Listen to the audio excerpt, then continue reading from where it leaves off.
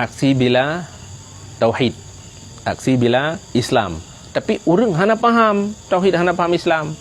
Sehingga label bela Islam, bela tauhid, iaitu lukis kalimah la ilallah bak kopiah cok tipek dia awak mekap petang beken molen pi lahatnyan, urang yang becak pinyan, urang pok semen pinyan, urang jak bajalan pinyan, urang ugli pinyan, urang mai tua pi kap boleh pinyan, tengku pinyan, bak motor pinyan. Mayang tah yang webu yangnya.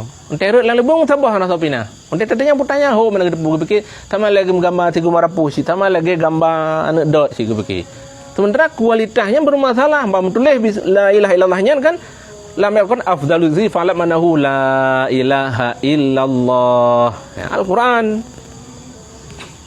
Menyunyan Al-Quran yang tipek bak ulai kupiahnya pihak tulis semayang. Uranya taya agama bak urang dagang. Ini cetaknya karena dengan masyuratnya, dengan dianggapnya adalah sumber ekonomi.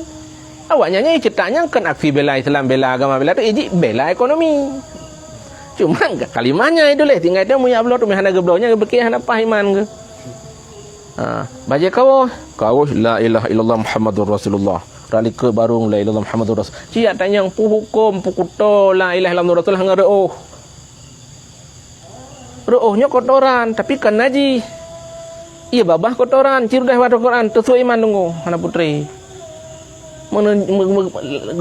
Zaman gelarang kena lil lidah julak punya senet lep Quran nyanyian masalah apa nyo kan lambang kotoran iya babah kepunya tipe bak kertas Al-Quran maka kebuah hang gebi lep Al-Quran iya babah karena nyo adalah lambang kehinaan hina ibabah mantang hanya pedepeh Al-Quran pulang sengaja ada hina ya Baba dah samir, dah samir ngan tapai ron nya wate gida pun urus saya lemo kami ira hop jaman tu bermasalah sengaja penajis kalimah mulia binasa iman.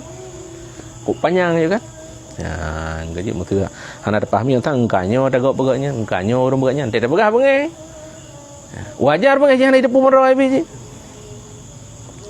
Leh kopiah la ilallah ya, nak tinggal gendut tamang wete.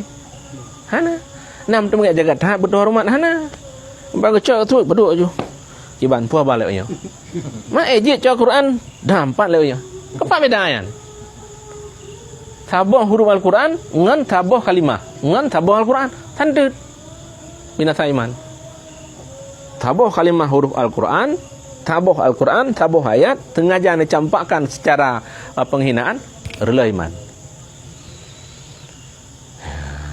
Hati-hati sih tanya ya yang muka stiker ya stiker bak Honda ayat kurusi la ilaha illallah salawat nabi buka ci baik tak minta peng aju bublo yo tago lagu stikernya bang boy pai depan pada ki Honda gitu